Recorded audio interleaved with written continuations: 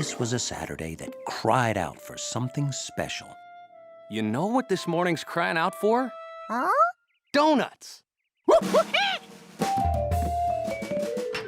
Hold on! I have to get dressed. I can't go out like this. All right, I'm going. You don't know impatient until you've been a monkey waiting for a donut. How about eggs with those donuts? Hey, count the eggs and write down how many we have.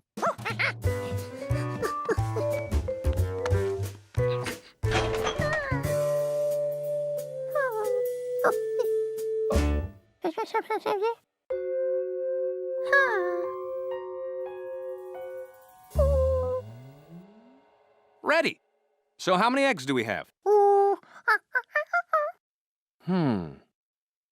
There are no eggs. Well, why didn't you write 0? Oh, you don't know. I thought I was teaching you everything, and I forgot nothing. 0 alone means no eggs. None at all. But 0 with other numbers makes them mean a lot more. See, if we write a 0 after 1, that's 10. Write another 0, that's 100. That's 1,000. 10,000. Hey, nice zeros, you've got it. Whoa!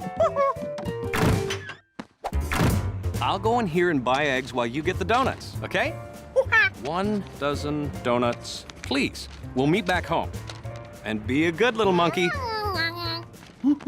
George was really hungry, but his order only had a measly 1 on it. Huh?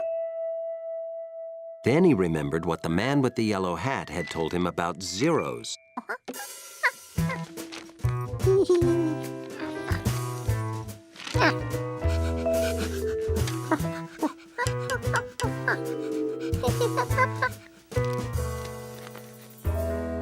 George, Chalky, good to see ya.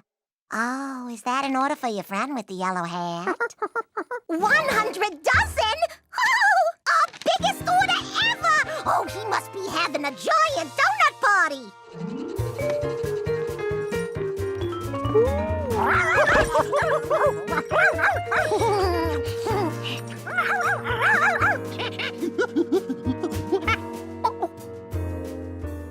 George realized what his zeros had done. But try explaining that to a dog. George could only think of one solution to a problem this big.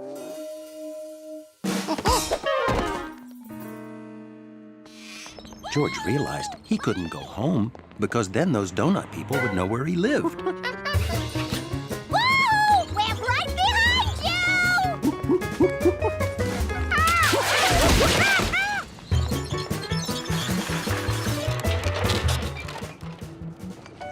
So, in the end, George headed home with 1 dozen donuts. There's no monkey on that dog. Monkey!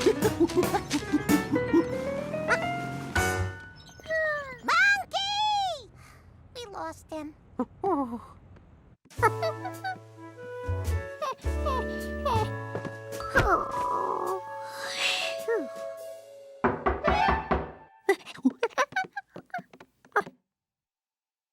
Doorman.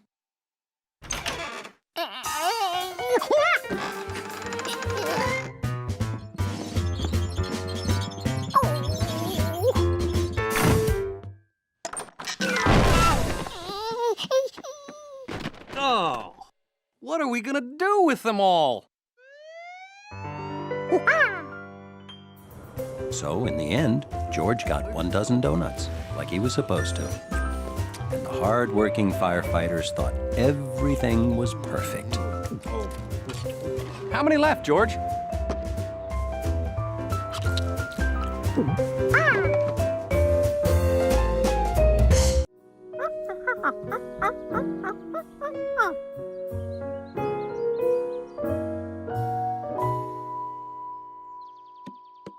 Thanks for helping me with the Nature Week exhibit, George.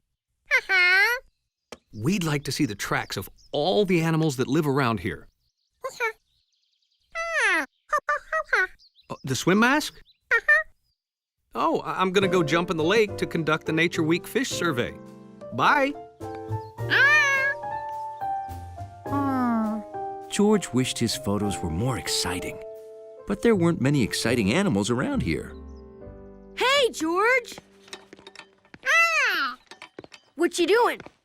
Wow, I see you've got almost every local animal except that fawn I've seen in the hills.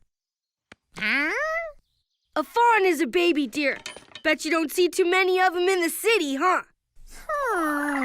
A fawn was just the special, unusual animal George was looking for. Come on, I'll show you where to find it. George still hadn't seen the fawn or learned what its tracks looked like. These were the biggest tracks George had seen so far. Something extra large must have left them. They looked like big duck tracks. A big duck would make a terrific photo.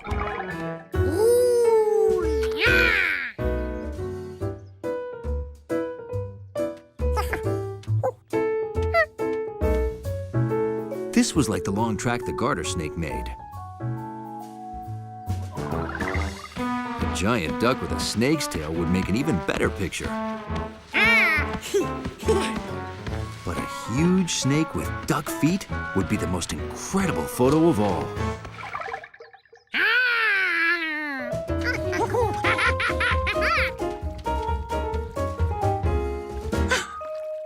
Maybe it swam back home. George remembered he'd seen big tracks like these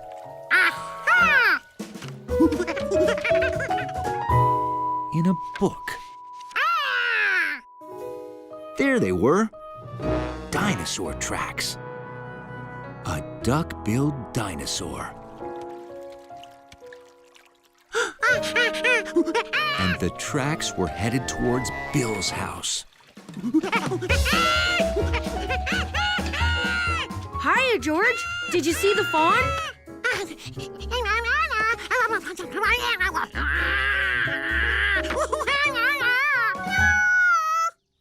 Yeah, I guess those do look like dinosaur tracks.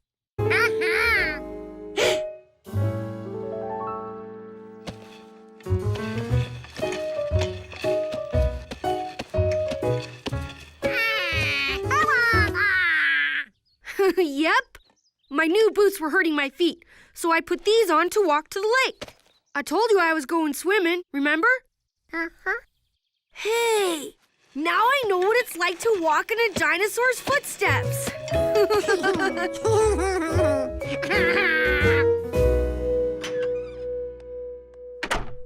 With no hungry dinosaurs around, George still needed that special photo for Nature Week. It sounded like Jumpy was hungry again. But George had enough pictures of that squirrel.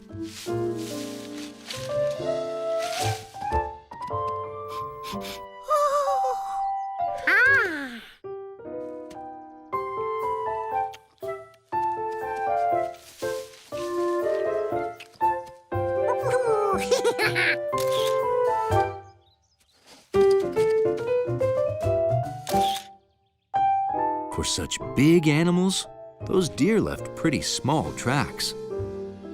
Hey, deer tracks. Wow, you used fruits and vegetables to lure the deer to our house so you could take photos?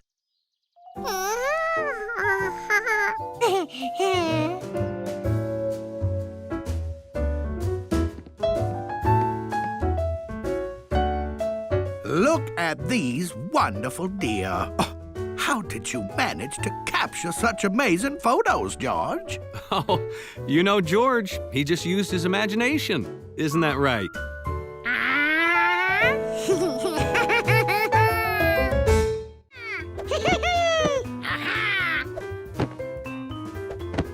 George was conducting an important experiment, testing the bounce factor of the living room furniture.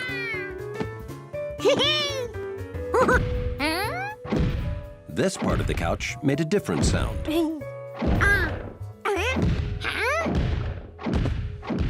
That wasn't the couch. It sounded big.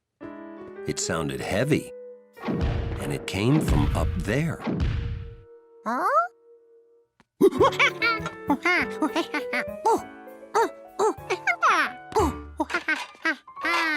You must have heard our new neighbor walking around. He moved in last week. What George had heard seemed heavier than footsteps. What are you doing? George, you must have heard our neighbor walking. That's all it could be. It's not like he's got some wild animal up there.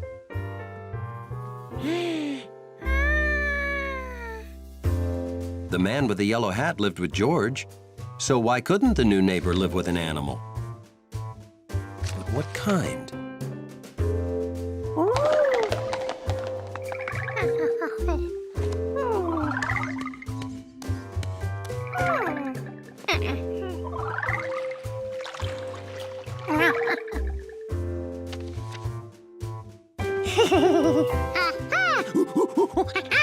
Of course, the new neighbor had brought home an elephant.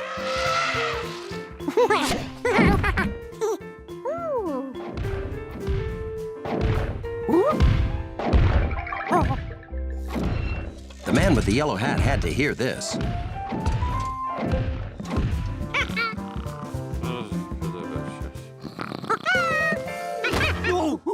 George?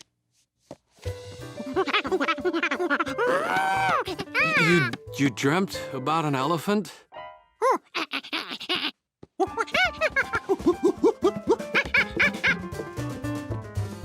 Shh. Oh,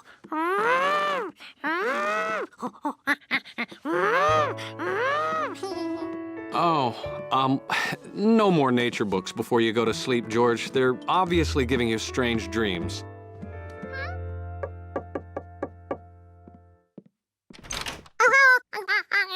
Yes? Hi there. We're your downstairs neighbors, and... Oh, so nice to meet you.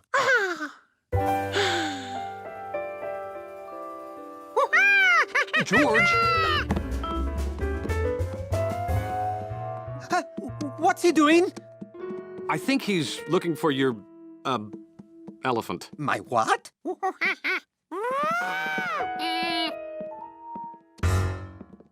Oh, we heard some loud sounds. Very loud sounds. Very loud. Oh, I am so sorry. Sometimes I get carried away working on my art. Art? I am an artist. I do murals. I mix my paint here.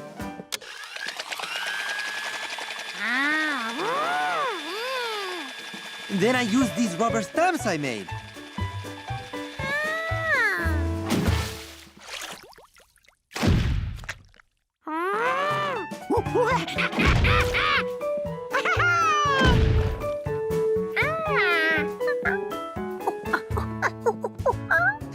Here's one of my completed works.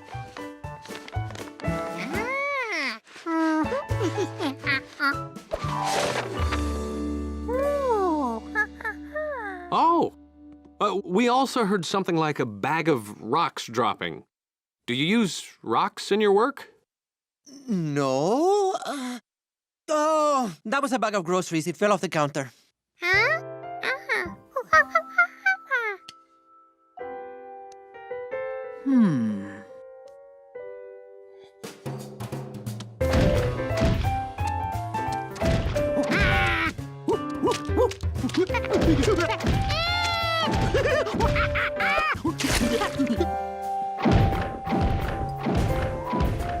What on earth is that?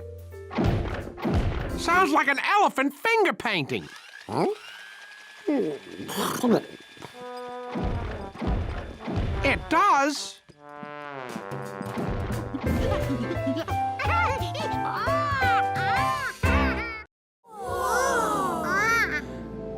Welcome to the incredible edible arboretum, a cornucopia of exotic comestibles.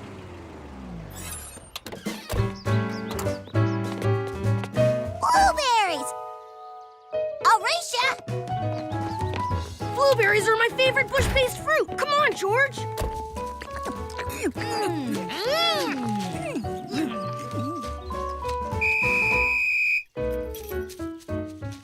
It looks like you all forgot the county sprout rules. Rule number 1. Never eat any plant that you're not 100% certain is safe. And that means... Consulting the Edible Plants Guidebook? No, it means getting an okay from an adult. Right. Rule number 2. Plants are living things. You can kill or hurt them if you're too rough.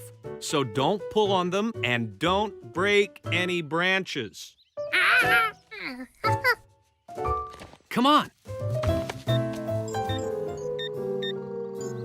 Why is the screen flickering? Either the Earth is off its axis, or I forgot to charge the batteries. Okay.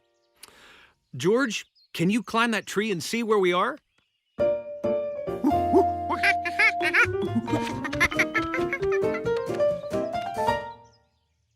And Bill, where are you going?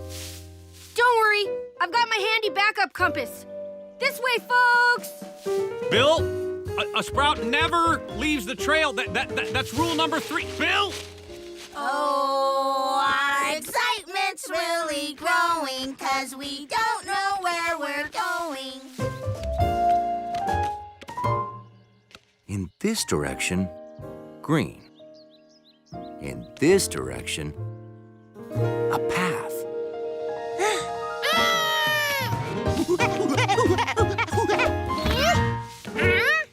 George couldn't believe what he was seeing.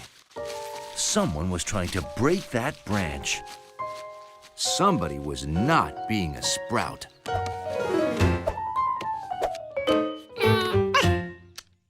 Oh no! This man was wrecking a tree.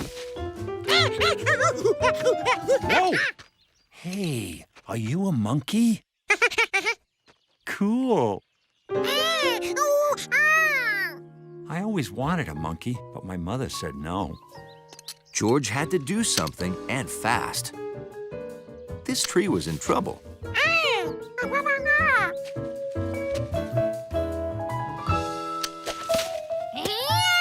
Hey, return the headgear, monkey.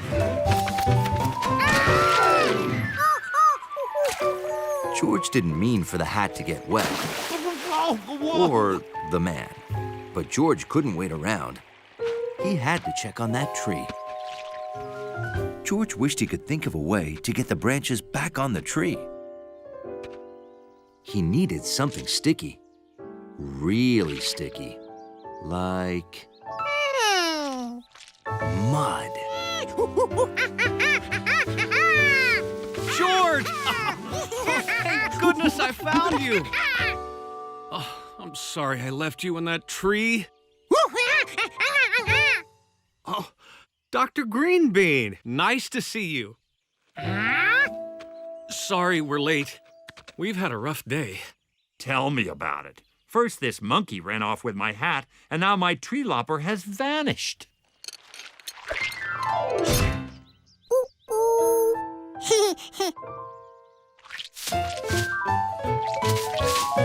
Hey, what's going on? Who put mud on this? George?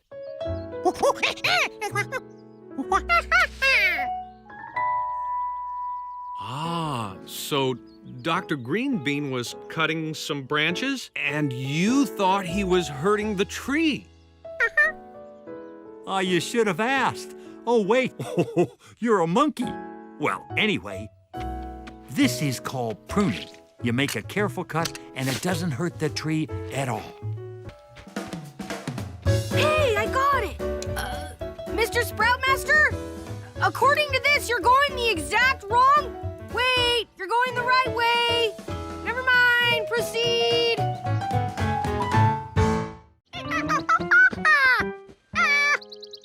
Go! Oh. Good morning, George. I'm gonna sleep 5 more minutes, okay?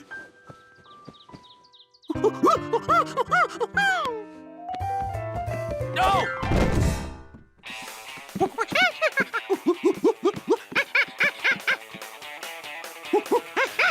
Yes, sorry. This here roller coaster whips and snaps you around hairpin turns at 70 miles per hour. So come on down to Zany Island and ride the Turbo Python 3000. That's Captain's orders. Everyone was excited about riding the Turbo Python 3000. Except the man with the yellow hat. He was afraid of roller coasters and remembered the first and last time he rode a roller coaster. It was so long ago, he was just the boy with the yellow hat.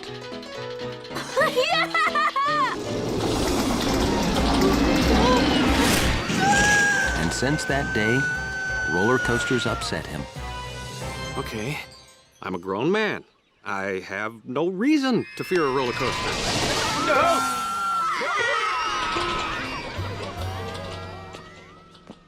Enjoy the ride, George. Whew. I am thirsty. Excuse me. I'm sorry, but you can't ride the Turbo Python 3000. You have to be as tall as this sign to ride. And, you're not. That's it, honey. Go to sleep. Nothing makes you grow like a good sleep. And I want you to grow up to be big and healthy.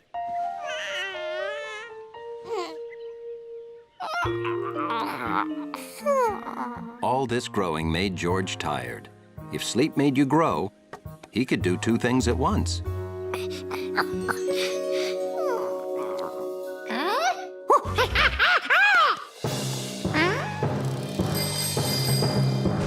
Sleep made George grow a lot, at least in his dream.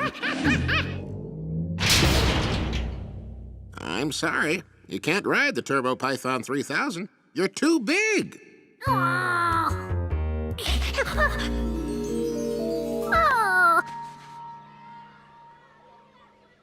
George didn't grow as big as he had in his dream, but he grew enough to be 5 licorice whips tall. My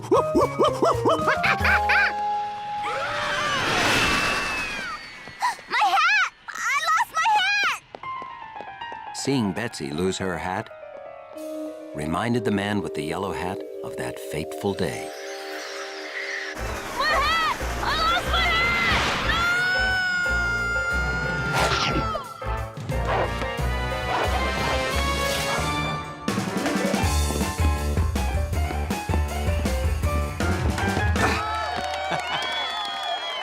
That's it. I'm not afraid of roller coasters.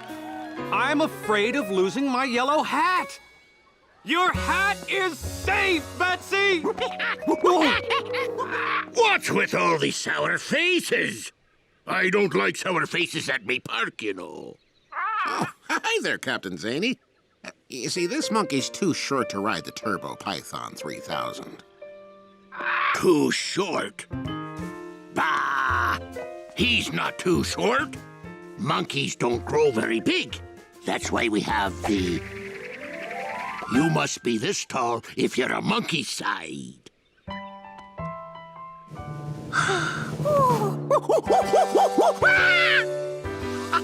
You can ride, George, and I'm coming with you. But first, give me all your licorice.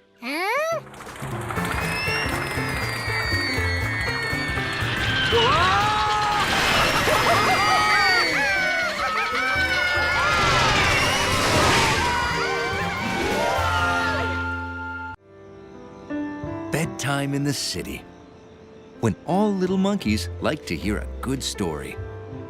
Of all the bedtime stories, Double O Doggy was George's favorite. It's a super spy's job to discover secrets, and Double O Doggy is the best. He has lots of tools to help him. Oh, that's a periscope, remember?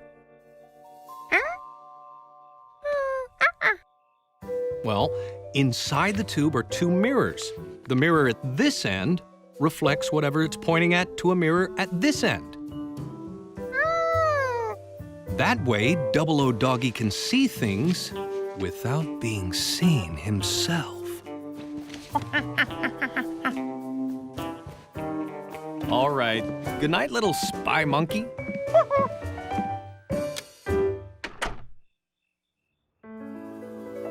The next day, George started practicing to be a super spy, like Double O Doggy.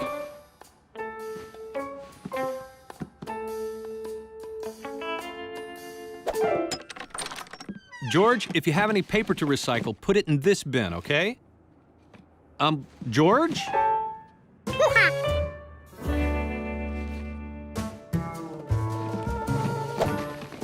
A super spy needed a spy name. George became Double O Monkey.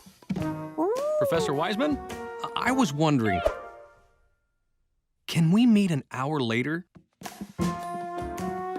A super spy had to be smart, quiet, and quick with his hands and feet. There's this thing I want to get for George. He is going to love it. Sometimes super spies had to go undercover. Oh, great. See you then. He'd only been a super spy for 2 minutes, and Double O Monkey already had his first spy mission. Find out what the man with the yellow hat was going to get him.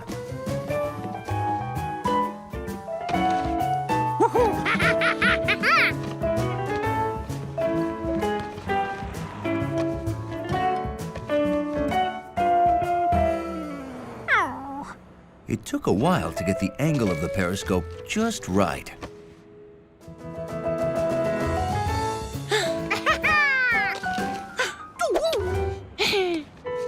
He was gonna need something to hold it all together.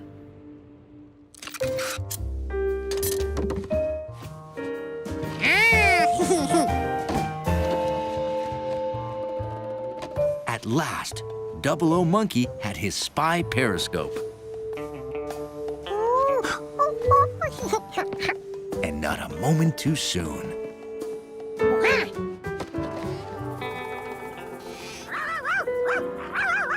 Except maybe Charky.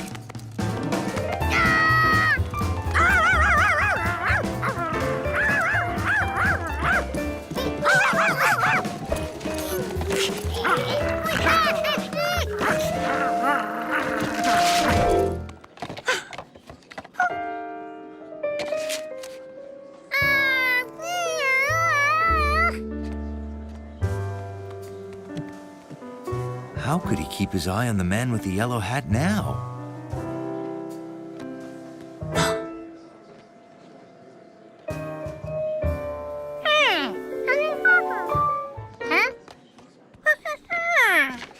You wouldn't be a spy monkey, would you? Did you make this? Wow, this is very good. Really? But you know, it's not nice to spy on people.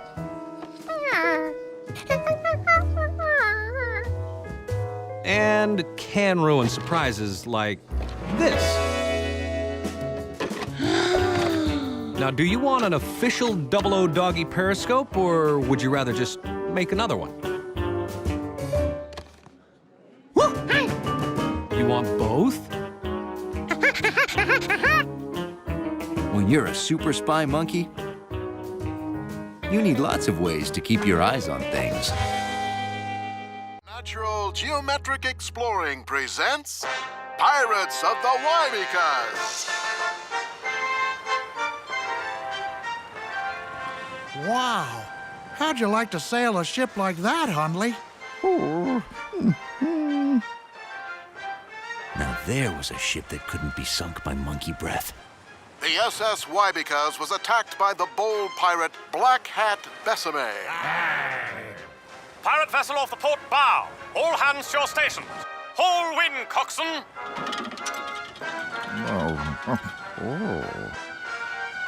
Those ships were so dignified and neat. Wouldn't it be great to be an old-time captain?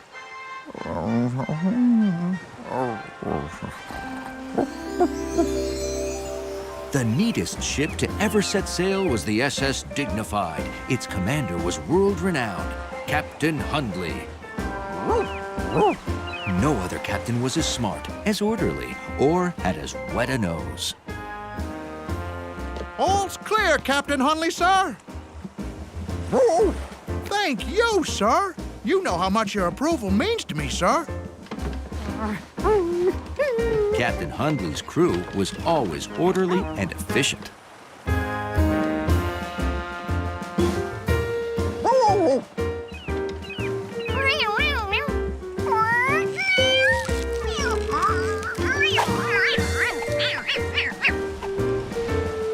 No one knew how to ride the breezes like Captain Hundley, the greatest sailor in the history of wind.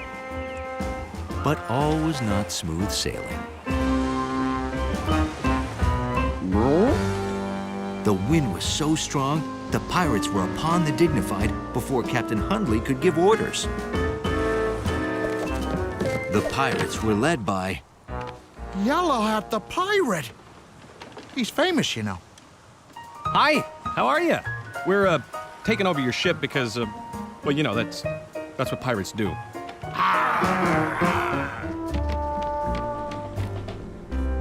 But the most undignified thing wasn't putting Captain Hundley in his own brig. It was this. Who are you? I like you already. Come on out and have fun with us.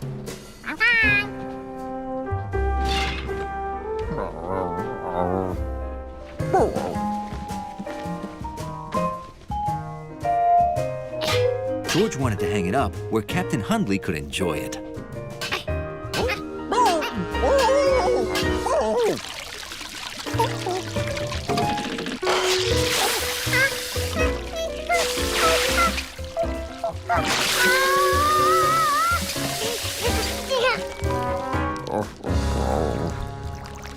Then, George got an idea about how he could really help Captain Hundley.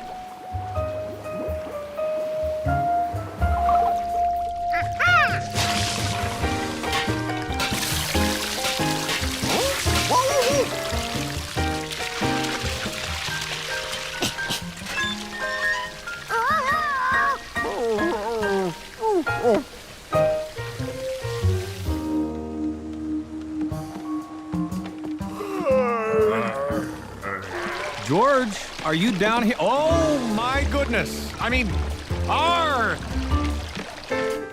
Wake up! Put on life vests. We're filling with water. Sinking. We gotta get back to our own ship.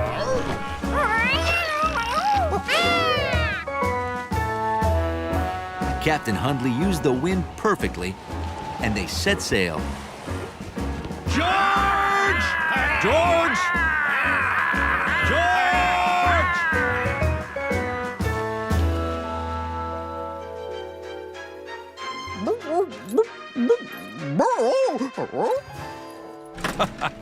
Hey, that sounds fun, doesn't it, George?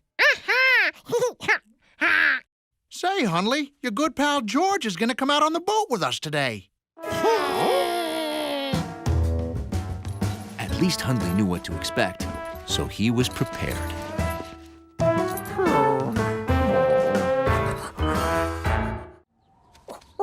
Hey, George! Perfect kite flying weather, huh? Oh, careful. I'll lose control. Flying a kite's all about control. Sorry, I can't turn over control to an inexperienced city kid. This isn't as easy as I make it look. I studied the Beaufort wind scale for 3 years. I never make mistakes.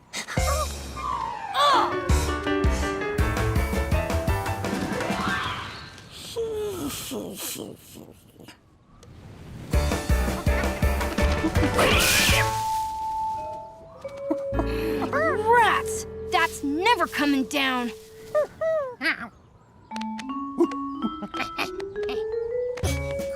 Whew, for a city kid, you sure can climb a tree.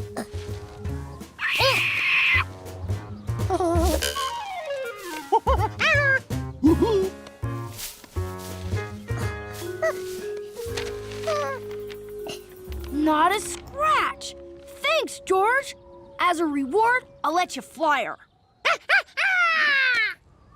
Bill! Billy! Coming! I promised I'd help Mom gut a pumpkin. I won't be long.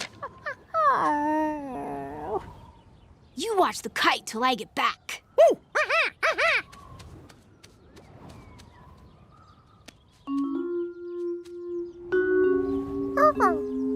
George figured he could watch the kite even better while it flew.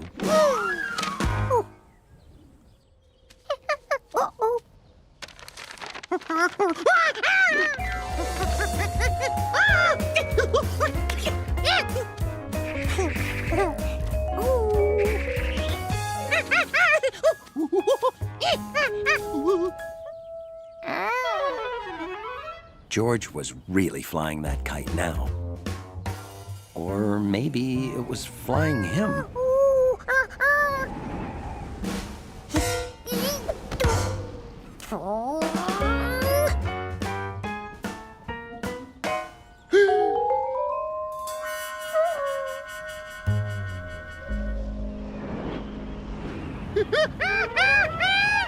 You got it okay? Left without saying goodbye. City folk.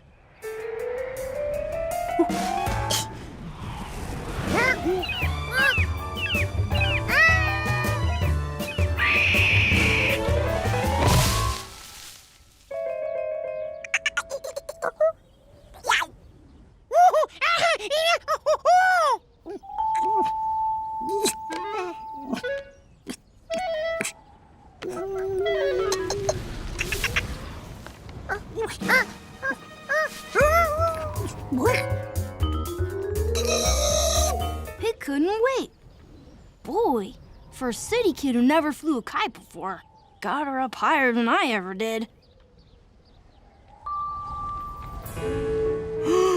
Whoa!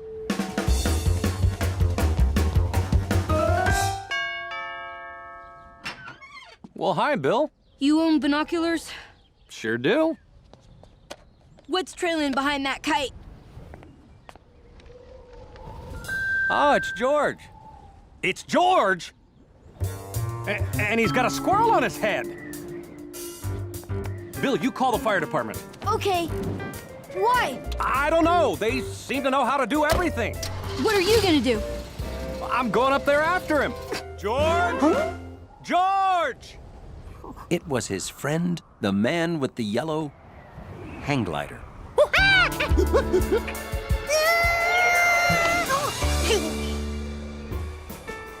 All right, guys, hang on tight. We're going home. George would never forget the day he was almost a bird. And he added almost being a bird to the list of things squirrels don't like. You're a natural kite flyer, kid. Good work. Lunch is ready. Here's some lunch for you too, Jumpy. It's time to bring her in, George!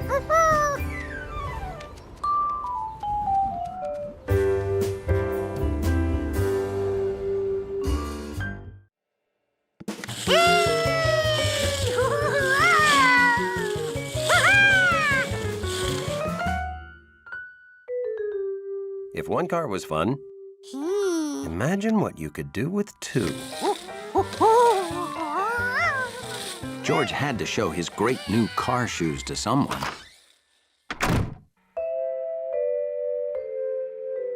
George couldn't wait to see the look on Hundley's face.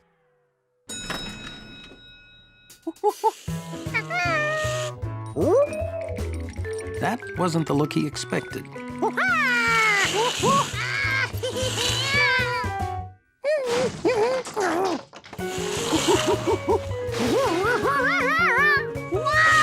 Hundley didn't want monkey handprints all over the clean doors.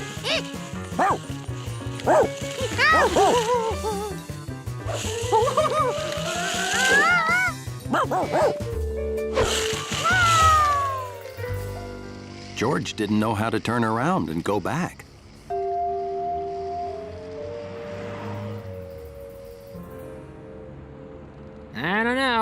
We have too many roller skates.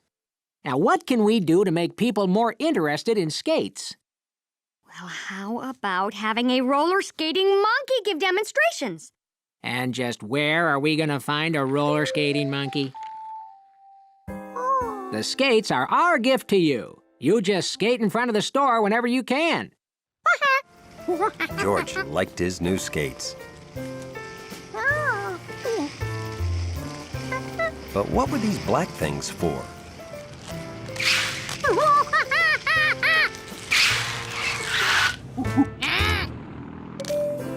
George thought that even Hundley would have to admire his skates, especially since now he knew how to stop.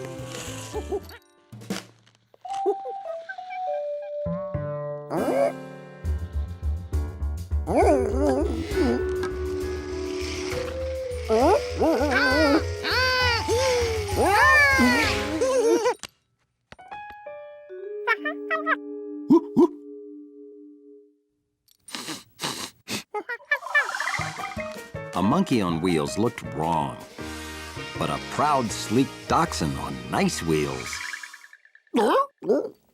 George knew exactly what Hundley wanted to do.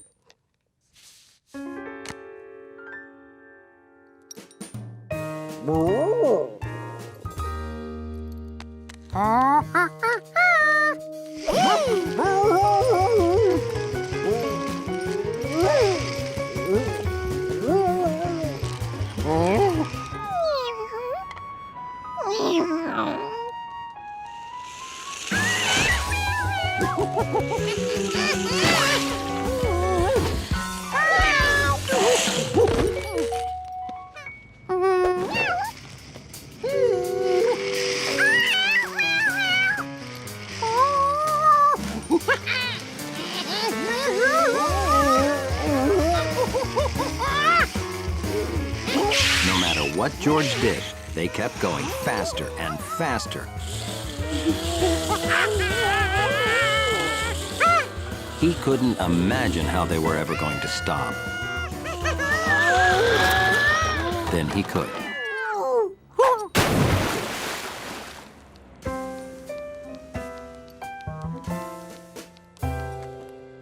Hundley, I've been worried. Where have you... You are a muddy mess. Ooh, looks like he's not the only one. We can't have the tenants see us like this, Hundley. I'll get a towel and get you cleaned up, boy. Time for you to clean up too, George.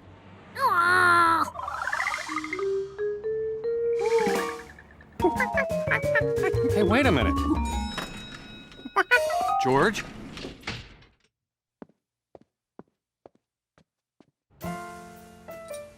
Hundley was sure if that monkey and cat hadn't been around, he could have learned to skate.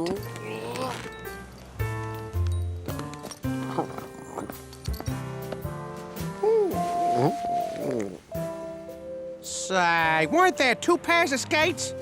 Must have been my imagination.